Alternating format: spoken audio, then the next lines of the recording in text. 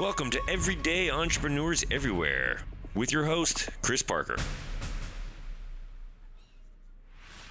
Hello, this is Everyday Entrepreneurs Everywhere, and I am Chris Parker. The following is a conversation I had with Hannah Duxbury and Josh Meltz from Granadilla Swimwear and Granadilla Eats. Just before the crisis, or just really when the crisis was starting, they had the foresight to start a completely new type of business, delivering fresh produce. 3 months on, this is their story, and it is incredible. So we started the business 5 years ago. The concept was to create a product that was relatively easy to sell online without too much returns and without needing to be tried on in the physical world. So the intention was a tech play, but the way it played out it didn't turn out to be an online business at all. We opened stores and pop-ups, and in South Africa, I guess we were a little bit behind the eight ball when it came to online shopping. And The only way we could manifest and scale the business up was actually in brick and mortar in South Africa. Wow. So we always had an online store, Yeah. but it was doing less than 15% of our revenues for the first few years. And only really in the last year or so has the online store really gained traction and started becoming a significant contributor. So that was started by Adam and myself, and Adam is Hannah's older brother and my best buddy. And when the lockdown was imminent, kind of like a week before the lockdown started, it was really Adam who came to our team and said, guys, we're in this position where all of our physical retail is going to close. We don't know for how long, and we need to make a little play here. We need to, do something, right? Well, I think it's already amazing that you guys had the foresight, before things went nuts to have that conversation. So, yeah, great. Sorry. So we had it, and so enter kind of Hannah. Hannah's been involved with Granadilla Swim on and off for a number of years. Her background is she has a passion for food, but is also a very capable business person, and was accepted for a job at Bain Consulting. So really has like a great analytical mind, but has also done a lot of food work and has studied in Ireland at a chef school called Ballymaloe. And so kind of enter Hannah at this stage and enter another business that Adam and I had invested in, which was a kombucha factory. So all of these like little... Which was what kind of factory? A kombucha factory. Kombucha, which is a fermented tea. It's a product that in the US has really blown up in the last 2 or 3 years. Yeah. And so we'd invested in this factory. We had this online store, and we had a customer base that was very Cape Town oriented. Hannah has this very specific skill set of understanding food and the food industry. And we kind of like in this team, like kind of brainstorming session, patched together this concept for fresh fruit and veg box deliveries. We would use our kombucha factory, which was already a food processing plant. Mm-hmm. We would use Hannah's understanding of food and sourcing and seasonality and sustainability to find the produce and to kind of create and coordinate these boxes. And we'd leverage the rest of our team's skill set, right? We had a customer service team, we had a digital team, we had a growth team, we had brand marketing, and we'd kind of create this like side brand or sister brand or whatever it was, maybe just a pop-up brand. We didn't really have a big intention for it, but we just knew that we needed to kind of do something. And so in that first week, we turned around our first box really quickly. I think it was maybe in the 2 days or 3 days, we got our first boxes online. We partnered with the local farmers market, and the demand was just insane. Yeah. It was panic buying, actually. People weren't sure where they were going to get food from. Yeah. I'm curious, Josh, did you, because in lean startup land and all these, techniques and formulas that we've learned, they say to check with the customer before you build stuff, but it sounds like you just had belief and faith and knowledge and built it, and then it was a hit. Totally. There was no time for like doing an MVP or actually formulating like what the best product market fit was. We just knew that people weren't sure where they were going to get fresh produce from. They weren't sure whether they could actually go to the supermarket. They didn't want to go to the supermarket. And there wasn't an abundance of online food delivery businesses out there. There were literally a handful, some of which were in like quite a specific space. There was like meal kit boxes, and there was 1 or 2 online grocery stores, and the major grocery stores had 2 or 3 week waiting times. So there was an obvious like opportunity. That's the same we saw here in the Netherlands. Is the established existing grocery delivery type things. You couldn't even place an order. They shut it down. So if you weren't already a customer, forget about it. So. Yeah, everything went crazy here. Everything got shut down. And so the partnership was a key one with the local farmers market. It's actually where we used to sell some of our kombucha before. So we had a relationship. We knew some of the vendors. They gave us their vendor list and kind of enter Hannah. And Hannah now coordinated the delivery of all of these suppliers, right?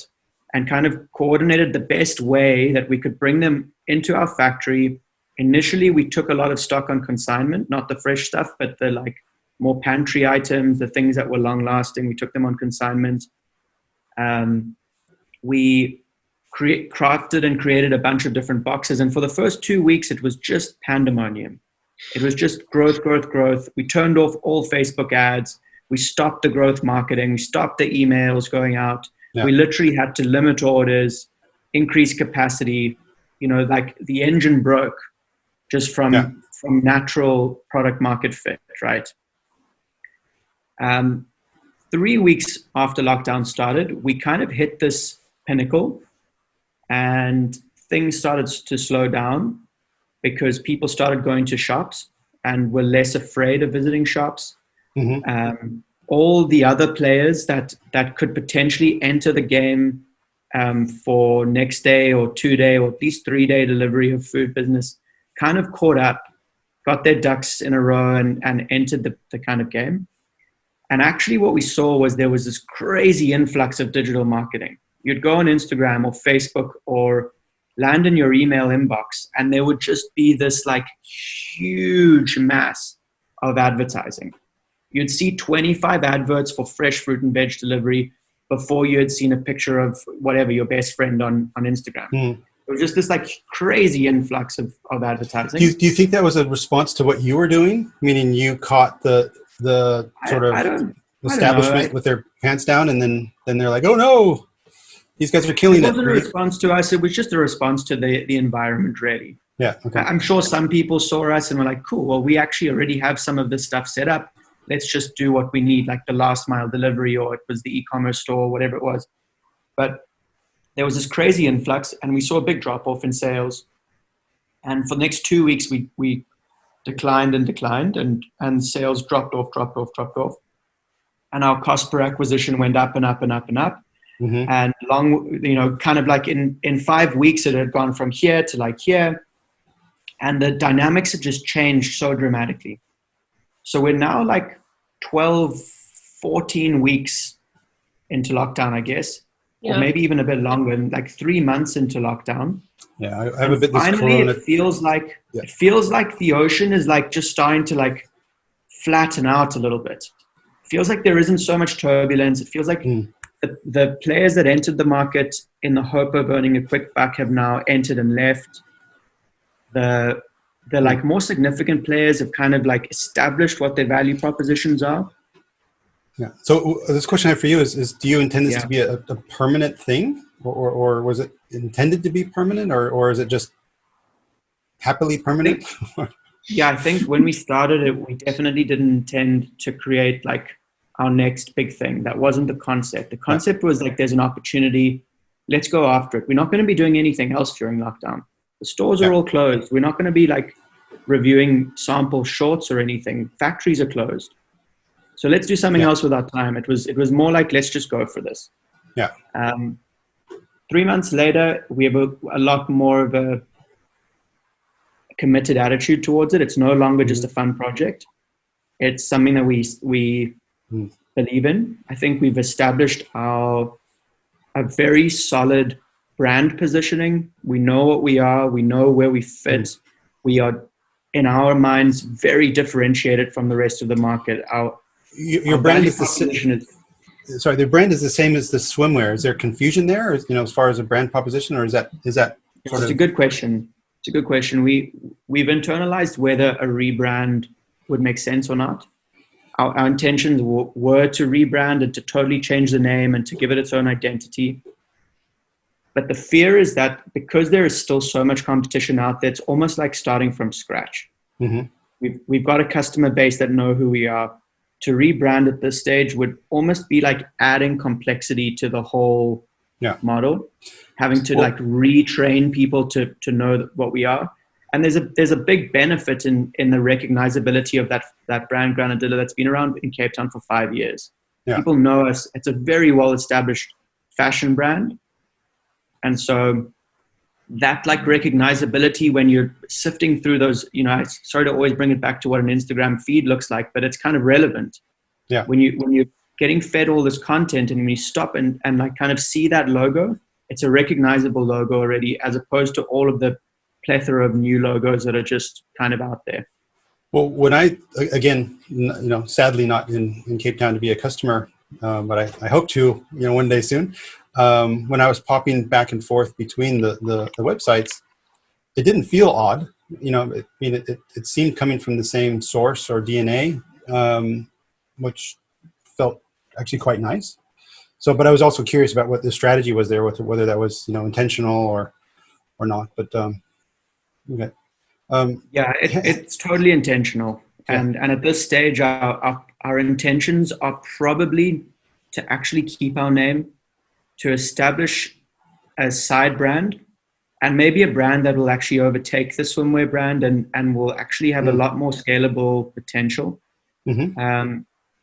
We're literally considering whether some of our brand icons and iconography that we used in our fashion business can translate in this new brand. Like we have this iconic popsicle, which is what the original business was named after. The Granadilla Lolly is what is the icon, the popsicle that's sold on Clifton and Camps Bay Beach. It's where the name comes from. And we're busy discussing how we incorporate that iconic thing that we've become synonymous with for our fashion brand. How does that work on our box? How does that work in our branding? Does it translate? Will people kind of have that same emotional connection to it like they did with the fashion brand? And how do we make that merger happen? Yeah, cool. Well, I can imagine there's all sorts of ways of having some crossover there, and with such an iconic logo there. One thing that I also thought about was you did this so fast. Food safety? Did you have to get certified or anything? Was there any? Again, it was pure coincidence and call it the stars aligning that we had this kombucha manufacturing factory that was already accredited. It already had a certificate of acceptability. It was already a food safe space. We had a brewer who was a partner in this kombucha business who's now a partner in the food business. And his expertise and his day is now spent, rather than brewing kombucha, he's still doing that on the side. But predominantly he's making sure that these food safe parcels go out, and that's been his number one priority since the beginning. We had all of these kind of players just available to us. So it really was ours to mess up, right? We had all the toolkits available, and we just couldn't mess it up. But luckily, we haven't. And Hannah, so you are sort of the resident expert, and then this thing sort of exploded into your lap. So what was your role in it, and how did you experience it? Yeah, so I'd been, obviously, as Josh said, I'd been working with Granadilla Swim for quite a while. And so and obviously being related to them and kind of having a regular relationship with the team, it was really easy to kind of move into this Granadilla Eats realm. And for me personally, it felt like a perfect match between my kind of business skills, which I enjoy and kind of, a part of what I do, but also then this whole food industry, which actually is where my real passion is. And I kind of for the last few weeks, I've been doing supply visits, and I go visit the farms and go meet the people and see where the produce actually comes from. And it's been incredible to see that in action, and to see the rest of the team start to actually take on the kind of like the values and stuff that we're really striving to kind of put out there. It's just been incredible seeing the team do it, and kind of see the team build this passion for food and for celebrating seasonality and local food and kind of local farms and suppliers. So for me, it's been a really amazing journey, and I feel very fortunate to kind of have found myself in this business, which for me feels like a very perfect little niche market for my skill set and passion, which I think is, I think not everyone gets to find that, and I think I've been very fortunate in finding that quite easily, and quite, like Josh said, kind of the stars just aligned really well for us in the beginning. It was really everything together. I'm just really interested. Not everyone in a time of global pandemic and global crisis are open or aware to see the stars being aligned. How did you do that, I guess, or what about your mindset or your you seem not to be, like you could have gone into fear and uncertainty and doubt but you went a different way. How did you do that? I think honestly, just how busy, and kind of how Josh said, those first 3 weeks were just pandemonium and absolute manic. It just really kind of focused my attention on work and kind of getting this business going. And I think it helped me realize that, given the situation and given everything else going on in the world, I've been very fortunate being put in a position where I was able to work and where things were kind of going well, for the business that I was part of and stuff. And I think that kind of just helped me realize, we're making a difference here. And I think the big thing that we started is we kind of said we wanted to support these small local farms. And obviously it started with fresh produce, who had lost business because a lot of obviously restaurants and hotels had closed. So the crops had been planted 3 months ago in hope of supplying the restaurant or food and hotel industry, were now ready to harvest and with no one to sell it to. And it just feels like, I've got a very good relationship with a lot of our farmers, one woman in particular in Philippi. And she constantly tells me that kind of the produce that we've been buying from her, and the fact that at the beginning when this all started and she had 900 heads of lettuce, which were ready to harvest and no one to sell, the fact that we started taking those lettuce and we started taking her other produce and stuff was a massive miracle for her, because otherwise it is a whole lot of kind of money waste and a lot of income that she would have lost. I think that helped. It felt like we were kind of what we're doing is, whilst Josh said it was an opportunity the business found, it also what we're doing is something really good and really important for the kind of greater community. And I think that was something I think we all kind of held on to for quite a lot of what we still are, but very much in the beginning held on to that what we're actually doing is helping a lot of people who otherwise are put in really kind of difficult situations. And that was really, really amazing to be a part of that. Really cool to be part of this team. This story is more delightful as I hear more, because it's not only you guys sort of, found a temporary and now permanent, new proposition for yourself, but actually it's that whole supply chain, that whole ecosystem that has benefited from it. So, when we started it out, we used the farmers market, and the story that Hannah alludes to is a brilliant story. It was this farm that literally only supplied the restaurant industry, and overnight that stopped, and they had literally 900 heads of lettuce, and they took this photograph, put it on social media, and said, "Hey guys, you kind of like, we're about to waste all this food. We're about to lose a bunch of jobs." And a bunch of our customers that knew we'd been doing these food box deliveries just tagged us into it. And it was just these perfect matches, right?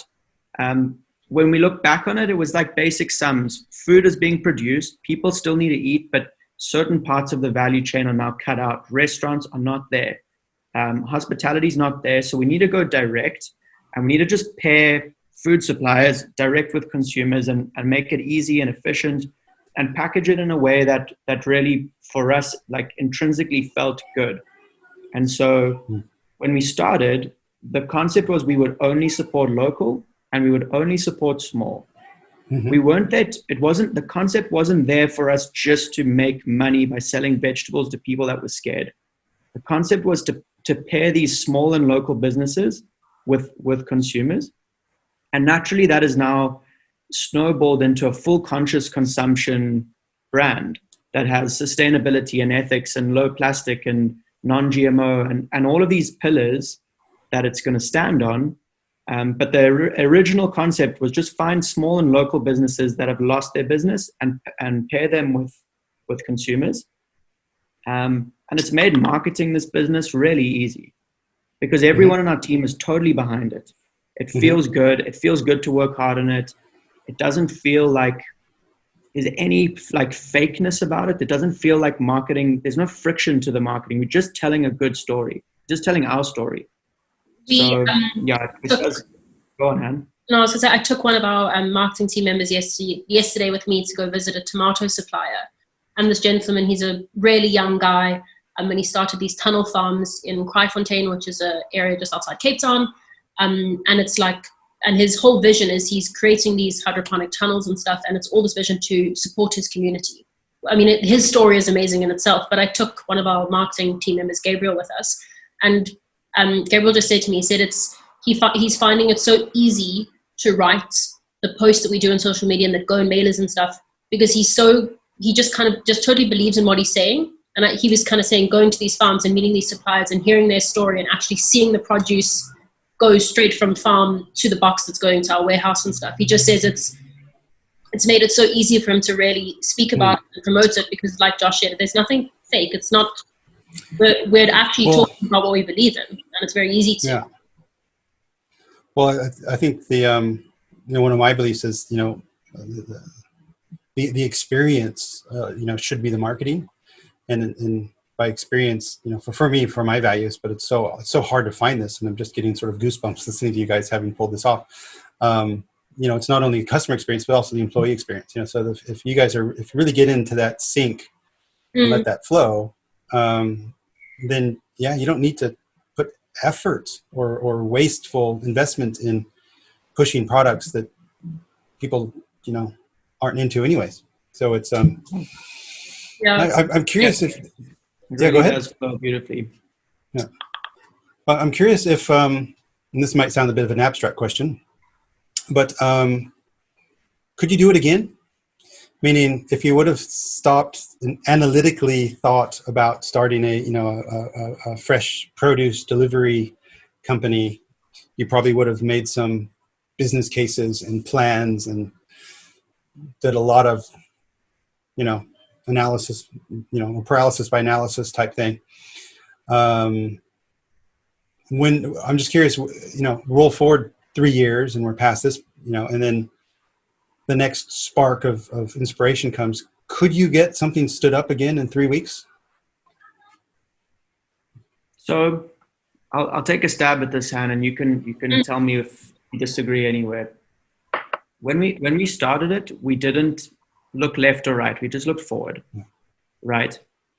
And it had an upside and it had a downside. Mm-hmm. The upside was that we were first to market, and we took the bulk of the demand from what was available. We really took like the lion's share of demand, and people were just coming to us. The benefit of that is we now have a customer base that's experienced an order with us. We've got their information. They follow us on socials. We have their email address. We know what they want. We know where they live. We've got all this information to now build them into this long life cycle and create a long LTV with them. The downside is we had no experience selling food, zero. We had no experience packaging it, sourcing it, keeping it fresh, and we made a lot of mistakes in those first few weeks, and we're still learning. It's really it's baptism by fire out here, and we're literally like spending all of our time learning how to do food and learning how to do it the best way. And Hannah's like whole focus is supplying incredible produce, but getting it not just onto our website, but getting it all the way to the customer, fresh and beautiful, as if it's come straight out of the ground. And to get that right is hugely complex. And it's really to Hannah's, amazing credit that we've improved. Like, I can't even describe the difference between the first box that we sent out and where we're at now, and how we've gone from like a real rickety startup to a box that feels incredibly professional and fresh, and it arrives at your house cold, and the driver says, "Thanks for supporting small," and the whole thing is just incredibly well presented. So back to the question, would we do it again? Personally, I would do it again 100 times over. I've got hindsight now, so I would make a bunch of changes, and we may go slightly slower. We may know what things to focus on, like where to spend more energy rather than getting 35 different types of veggies. Our focus would have been a little bit more on how do we deliver those veggies fresh, right? Maybe we would have taken out some of the more delicate veggies, the leafy ones, because a lot of those didn't arrive perfectly fresh, and that really sets a tone for your customers. And if they don't get a perfect service the first time, they're not coming back. Yeah. Right. And to win them back in is really, really tricky. So just to touch on, I personally do. Yeah, go on, Han. I was going to say, I agree with you. I think in the beginning, like Josh said, we really did just hit the ground running and didn't really kind of just went for it. And I do think, obviously, in the beginning, you make mistakes as a startup. And I think we kind of, like Josh said, there were customers who maybe got slightly wilted lettuce and stuff. But we ran a campaign a couple of weeks ago that was like kind of a big initiative to get a lot of the customers who'd shopped with us before kind of once off on our old site and with our kind of initial offering, and now we got them to reshop with us. And I think, if I just think about how much we've improved and how much more of an amazing experience that customer would have had receiving that box second time round, it makes me just feel incredibly proud that we've managed to make that change also in only 3 months. It feels feels like we've been doing this for a lot longer. But like we've been doing this for years. But it's amazing.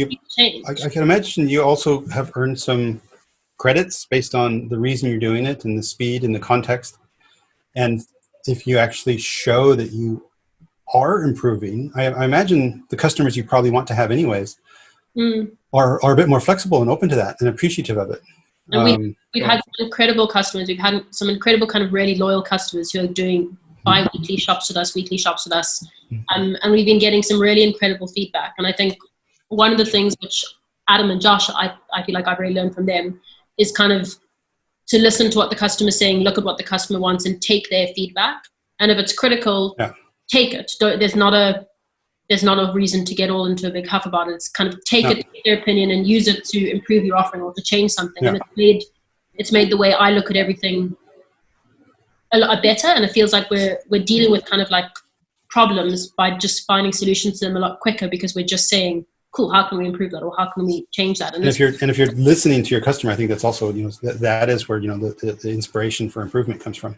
And I think with this, that's of such a quick turnaround that it really was to listen to kind of any and every feedback we got. And it was just to give you a bit of context. So week one, we had one product. It was a mixed veggie box. And fast forward 3 months later, we have 80 different businesses listed on our website, right? 80 different small businesses and local farms, and in excess of 500 unique SKUs, which customers can customize their own box, build their own thing. And it goes everything from like weekly pizza making kits to fresh, white brinjals and really unique produce. And everything in between, from basics and milks and teas and coffees and drinks and and things. But like the transition product wise from day one to 3 months later is really, it's been the progression and the growth. We've had to do that to stay relevant, because fresh fruit and veg boxes is no longer what people are after. That first week, that product had perfect product market fit. But fast forward 3 months later, people are now going back to the stores, and we almost have to compete with walk-in retail.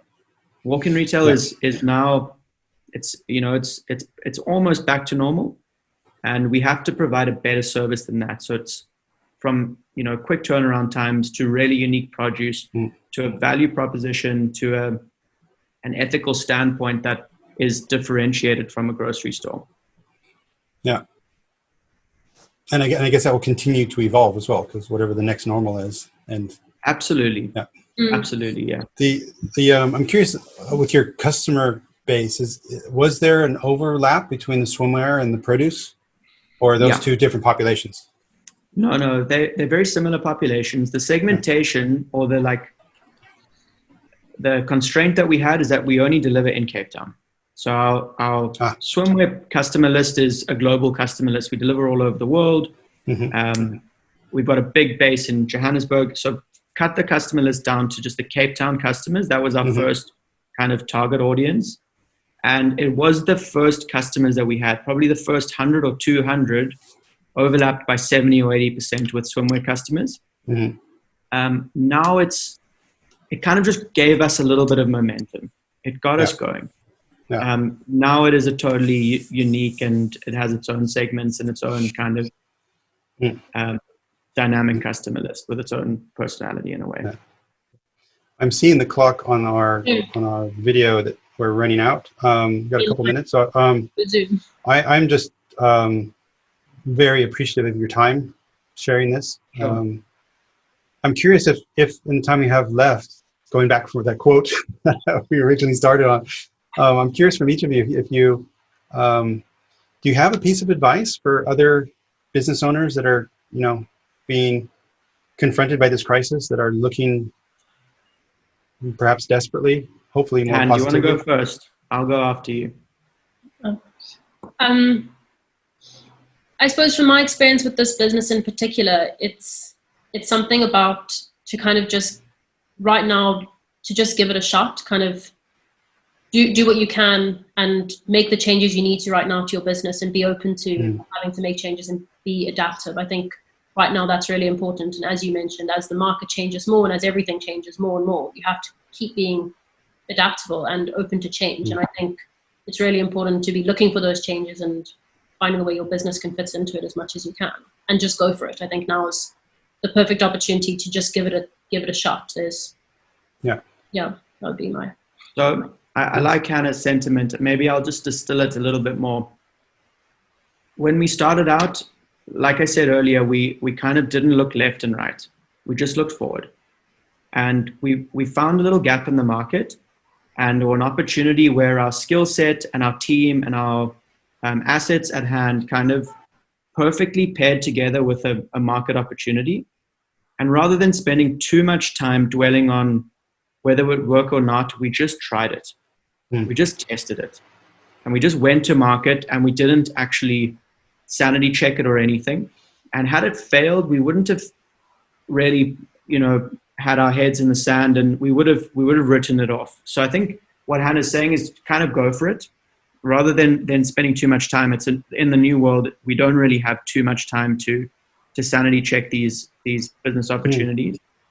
Take a bit of risk, take a little bit of a chance, and give it a shot. And then I'd say my second opportunity is also part of one of Hannah's points on listening to customers and creating customer-centric businesses that truly have the customer at their core. And we did this temperature check in our own business about where we thought our customer-centricness was. And we thought, honestly, when we started, we were around like a 4 out of 10. And we said, we have to change that. We need to be a 10 out of 10 customer-centric business. And it's really been why we're still here today. So I guess that's my next tip, is just be 100% customer-focused. Understand what they want and what they need, and listen to when you've failed, and listen to when you've succeeded, and capitalize on those 2 points. And that was, for me, an amazing conversation with 2 incredible entrepreneurs who, in the face of a global crisis, kept their heads about them and not only adapted their business, but they made a fundamentally new business, adding incredible value not only to their customers, but also their suppliers, really keeping it local, keeping it real. I'm so impressed. Thank you, Hannah and Josh, for the time. And if people are interested in more about that, then I think it's granadillaswimwear.com and granadillaeats.co.za or ZA. Thank you so much. Learn more at ebullient.com/podcast.